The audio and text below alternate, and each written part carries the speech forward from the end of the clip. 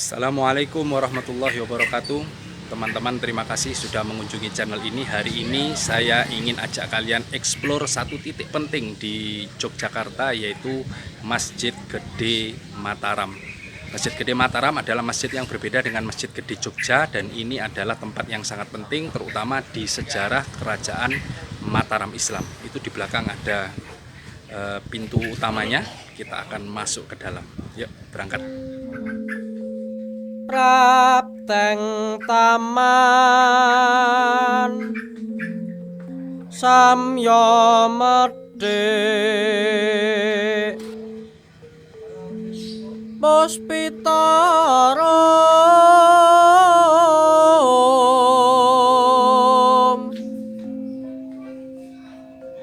talukis runi. Teman-teman, kita sudah sampai di pintu masjidnya, dan seperti ini penampilannya. Kalau teman-teman lihat lebih dekat di sini, ini ada tulisan 1856 dan 1926.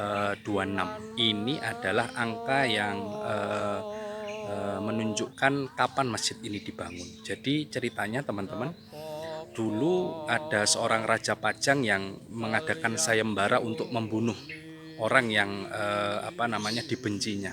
Dia adalah Ki Ageng Sultan Hadiwijaya. Mohon maaf, Sultan Hadiwijaya ini yang kita kenal dengan Joko Tingkir. Dia mengadakan sayembara di mana yang menang akan mendapatkan sebuah tanah kemerdekaan atau tanah yang bebas pajak, merdeka dari pajak, dan tanah itu ada di sini.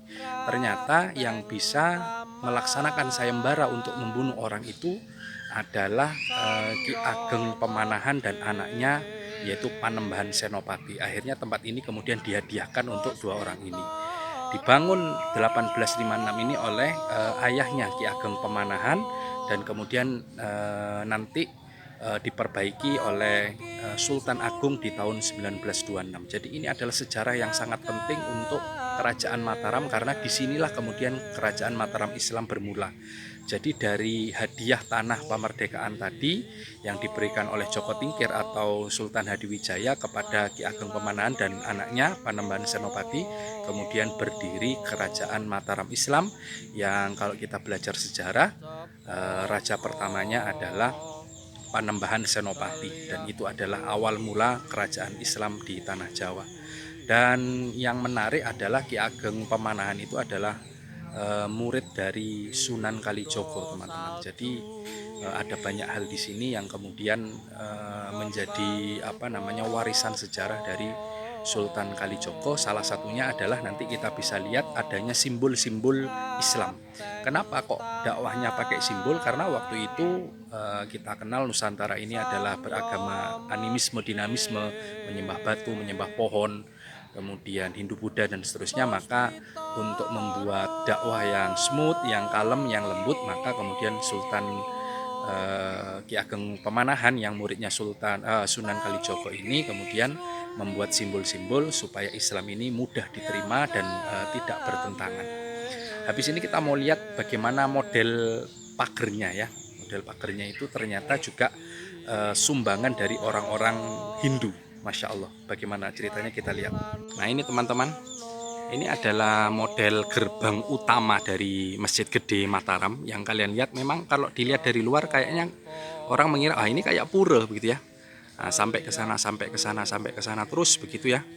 Nah, ini juga ini khas pura sebenarnya. Kenapa kok seperti itu? Jadi begini, ketika tadi Ki Ageng Pemanahan dan Panembahan Senopati berangkat dari Pajang, kerajaan Pajang, untuk mengambil hadiah tanah di sini, ternyata dalam perjalanan melewati Prambanan dan seterusnya, itu kemudian ada banyak orang yang ikut.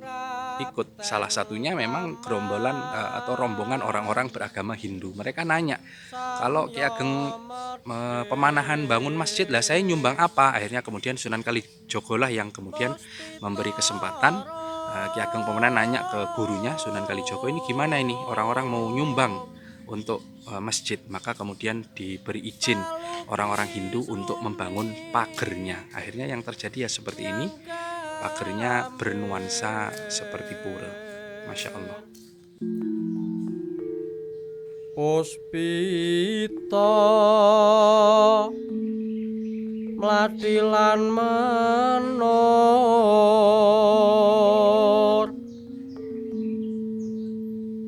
cepaka daliyah sruni.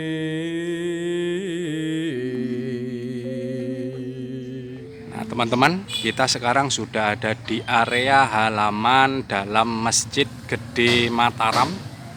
Dan kalau teman-teman lihat, ini adalah pohon sawu yang ditanam sejak awal masjid ini didirikan. Dan memang di sini sawu ini ditanam jumlahnya tidak boleh kurang, tidak boleh lebih, harus ada 17 pohon. Yang itu menandakan 17 rakaat dalam sholat. Dan seperti yang saya sampaikan tadi, memang dakwah Wali Songo itu menggunakan simbol-simbol. Dan pohon sawu ini adalah simbol dari sarwo becik katanya, atau kebaikan, lambang dari hal-hal baik dalam hidup. Sawo kecik, lambang dari sarwo becik. Lumiyating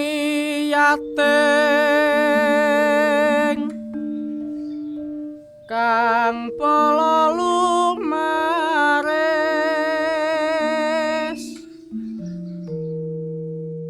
hanenge katonton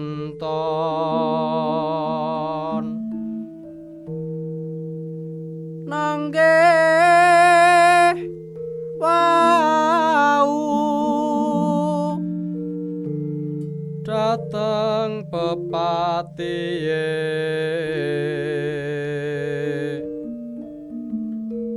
pun suwanda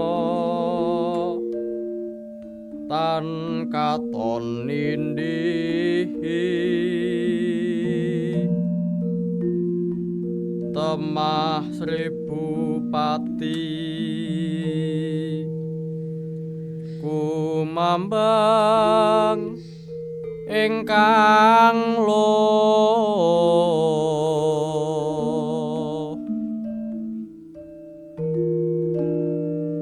lumiyating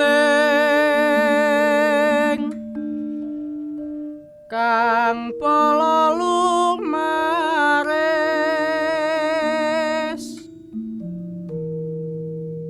hanenge katonton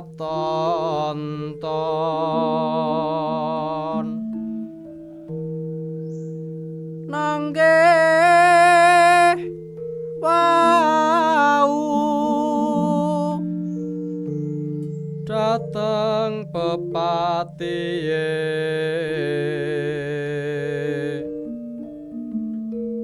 pun suwanda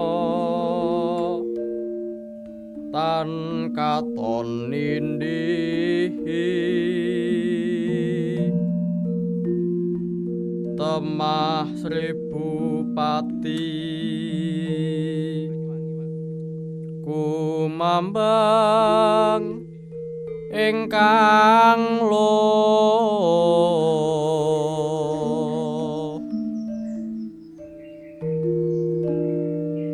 lumiyating kang pala lumaris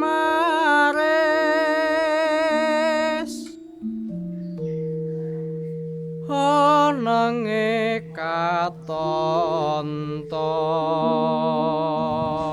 Untuk beduk ini teman-teman, yang saya dapat informasinya dari Bapak Takmirnya tadi, penjaganya masjid ini, beduk ini dulu dibawa oleh Sunan Kalijogo, dan ini beduknya besar banget, dan ini dari kayu utuh teman-teman. Jadi pohonnya itu memang besar, batangnya besar, kemudian dilobangi begitu dalamnya, dan jadilah beduk ini. Nah teman-teman, ini adalah pemandangan pinggir dari Masjid Gede Mataram. Di sini bisa kalian lihat ada kolam ikan. Dulu aslinya sebenarnya kolamnya ada di dalam sini ya, di di tegel ini. Cuma karena ada perluasan masjid, maka kemudian kolamnya ditaruh di sini. Dari informasi penjaga masjid, kenapa kok ada kolamnya? Karena dulu memang orang-orang zaman dulu itu mungkin belum memakai sandal, mereka juga najis dan sebagainya, maka kemudian untuk masuk area masjid mereka diminta untuk mencuci kaki dulu, bersuci dulu di kolam ini. Dan sekarang ada ikannya besar-besar ini. Pun suwanda.